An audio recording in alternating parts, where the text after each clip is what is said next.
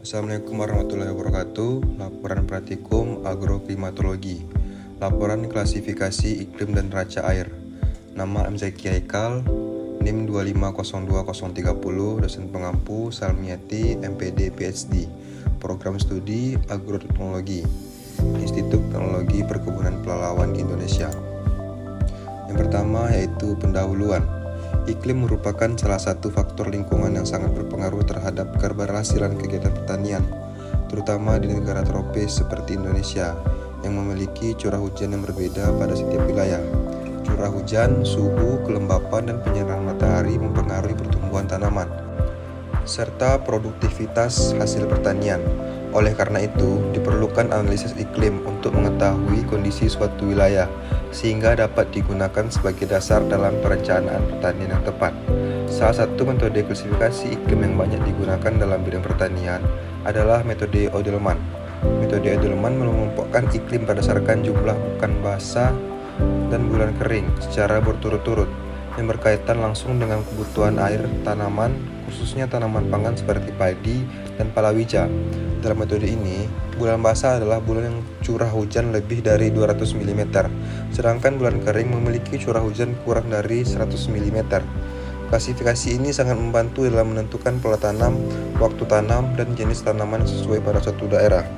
Selain klasifikasi iklim, analisis neraca air juga memiliki peranan penting dalam pengelolaan pertanian.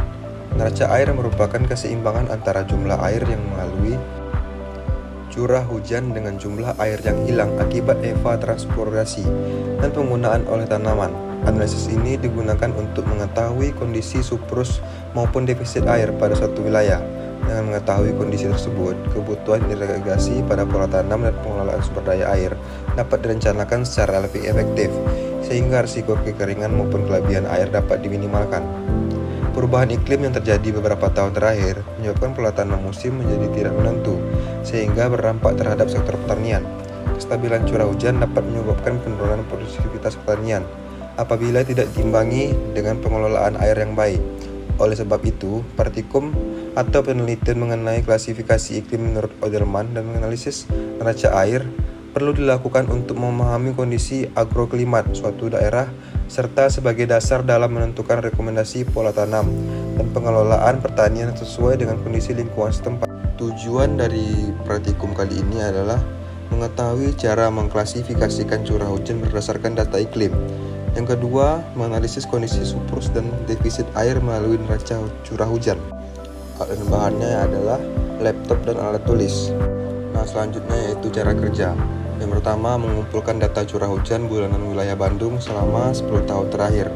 Yang kedua, menghitung rata-rata curah hujan setiap bulan dari data yang diperoleh. Yang ketiga yaitu mengklasifikasikan bulan menjadi bulan basah, lembab, dan kering berdasarkan metode Odelman. Yang keempat, menentukan tipe iklim Odelman dari jumlah bulan basah dan bulan kering berturut-turut. Yang kelima, menghitung neraca air dengan membandingkan curah hujan dan nilai evapotranspirasi. Menentukan kondisi surplus dan defisit air setiap bulan berdasarkan hasil perhitungan PET. Yang terakhir yaitu menyusun hasil analisis dalam bentuk tabel, grafik, dan rekomendasi pola tanam sesuai kondisi iklim wilayah Bandung. Nah, ini hasilnya. Dari tabel ini kita melihat rata-rata pada bulan Januari itu 390, Februari 370, Maret 340, April 268, Mei 218, Juni rata-ratanya 135,5, Juli 88, Agustus 78, September 108, Oktober 206,5, November 334, Desember 374. Klasifikasi curah hujannya yaitu bulan basah dari Oktober sampai Mei, bulan lembabnya Juni September, bulan keringnya Juli Agustus. Klasifikasi curah hujan 10 tahun terakhir yaitu bisa dilihat dari pada tabel di atas ya. Nah, untuk rekomendasi pola tanamnya itu pada musim hujan pada bulan Oktober sampai April itu tanaman yang direkomendasikan kacang panjang dan mentimun. Akhir musim hujan Mei sampai Juni itu ubi jalar, jagung, genjah. Kemarau itu Juli sampai Agustus, rekomendasi tanamannya kacang hijau dan sorghum. Pada irigasi baik pada musim hujan yaitu sawit, akhir musim hujan kedelai, kemarau cabai. Pada pola tanam alternatif, musim hujannya terong kangkung, akhir musim hujannya singkong, dan kacang tanah, kemaraunya kacang hijau. Nah, di sini kita bisa lihat tabel grafiknya, dan juga kota Bandung ini menurut Edelman termasuk tipe B dengan karakteristik basah. Nah, pembahasannya yaitu berdasarkan data curah hujan rata-rata wilayah Bandung selama 10 tahun terakhir, diperoleh bahwa curah hujan tertinggi terjadi pada bulan Januari sebesar 390 mm dan terendah pada bulan Agustus sebesar 778 mm.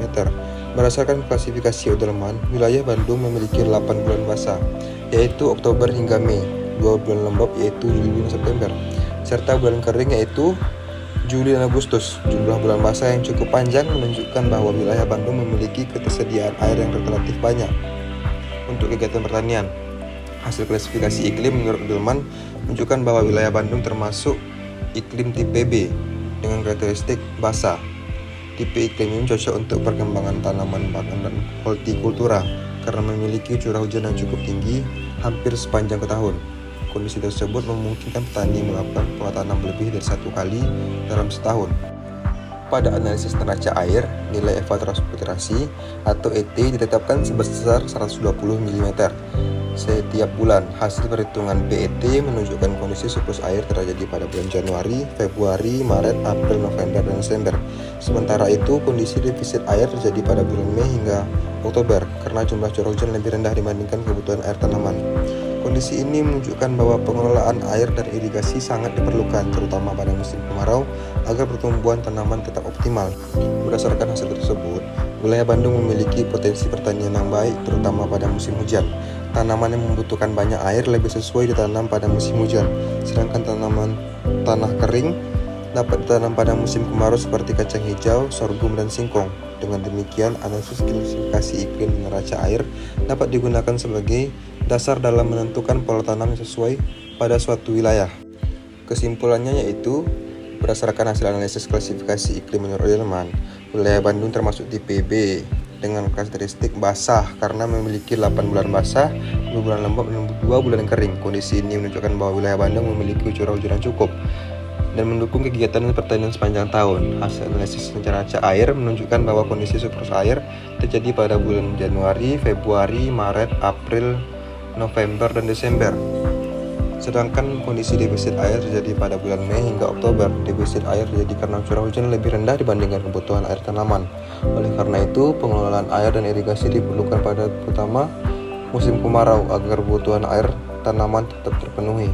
Berdasarkan kondisi iklim dan secara tersebut, wilayah Bandung cocok untuk berbagai pola tanam, baik tanaman pangan maupun hortikultura, dengan penyesuaian jenis tanaman sesuai musim dan ketersediaan air.